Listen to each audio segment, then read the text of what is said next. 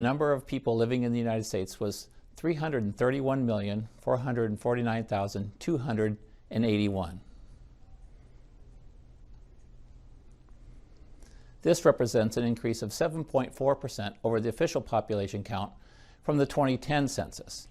This population growth rate is lower than the previous growth rate of 9.7% between the 2000 and 2010 censuses. In fact, the growth rate from 2010 to 2020 is the second slowest in U.S. history. The country's 7.4% increase in population this decade was only slightly more than the 7.3% increase between 1930 and 1940.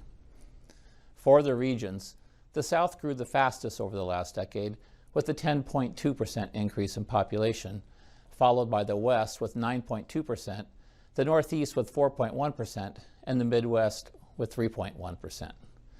The Northeast grew faster this decade than it grew between 2000 and 2010, while the other three regions grew slower this decade than the last. When looking across the states, we see large variation in population sizes. The state with the largest 2020 census resident population was California, with 39,538,223. The state with the smallest population was Wyoming, with 576,851. However, the 10 most populous states each had a resident population between 10 and 40 million, while the 10 least populous states each had a resident population between 500,000 and 1.4 million. The population of most states grew between 2010 and 2020. Utah was the fastest growing state, with an 18.4% increase in population, growing to 3.3 million in 2020. On the other hand, 3 states lost population, with West Virginia having the largest rate of decrease at 3.2%. The population of District of Columbia grew by 14.6%. Puerto Rico's population decreased by 11.8% to 3.3 million. Now let's get to the apportionment results from the 2020 census. The constitutional purpose of the census is congressional apportionment, which is the process of distributing the memberships or seats in the U.S. House of Representatives amongst the states every 10 years in a way that is proportional to each state's population. Since 1941, the law has specified that the method of equal proportions will be used to assign House seats to the states.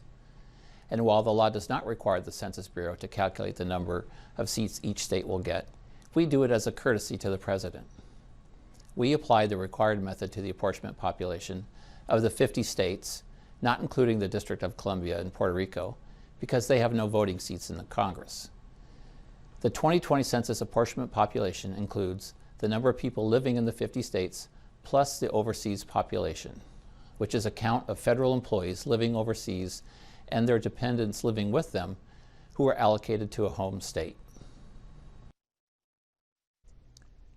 Since 1940, the regional trend with apportionment has been an increase in the number of congressional seats for the South and West and a loss of congressional seats for the Northeast and Midwest.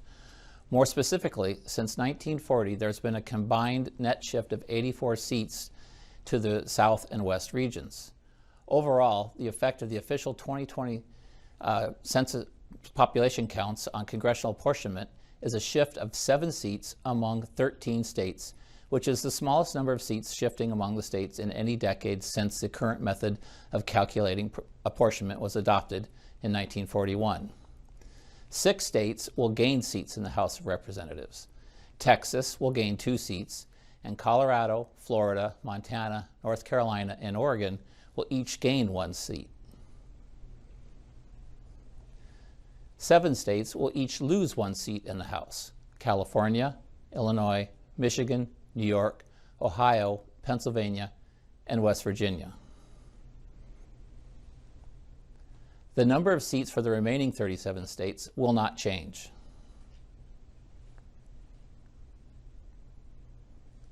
The states that will have the most representatives in Congress are California with 52 seats, Texas with 38 seats, Florida with 28 seats, and New York with 26 seats.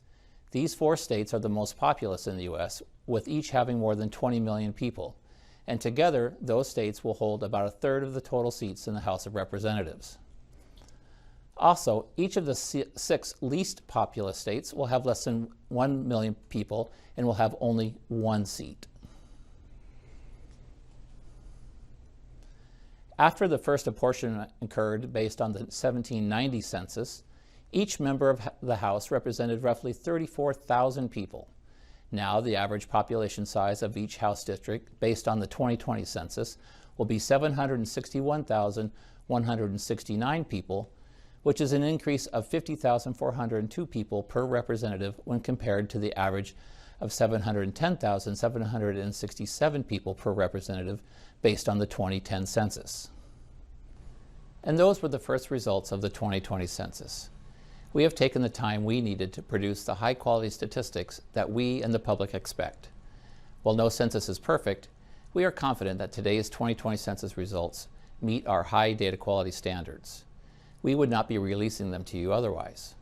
The Census Bureau is committed to sharing what we know when we know it to help the nation understand the quality of the 2020 census results. Despite all the challenges of the pandemic, the completeness and accuracy of these first 2020 census results are comparable with recent censuses.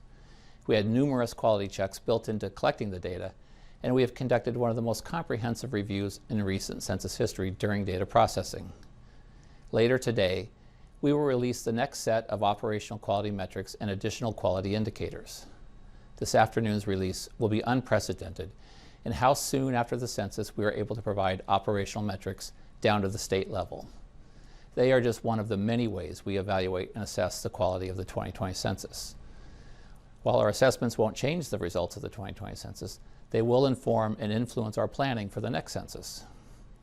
We are also looking forward to sharing more 2020 census population results with you later this year, including redistricting data, statistics on age, sex, race, and ethnicity, and details about the center of population. The results for the U.S. island areas will also be provided in a separate release at a later date. States, as well as the public, will receive the data they need to begin redistricting by August 16th. The Census Bureau will also deliver the final redistricting data toolkit to all states and the public by September 30th. COVID-19 related delays and prioritizing the delivery of these apportionment results today delayed our original plan. Different from previous censuses, the Census Bureau will deliver the data for all states at once instead of on a flow basis. Finally, I want to take a moment again to thank our tireless, hardworking staff for everything they have done to ensure the delivery of today's data and future data releases from the 2020 census. And I want to thank the millions of people who completed the 2020 census on their own or provided information to our census takers. Thank you.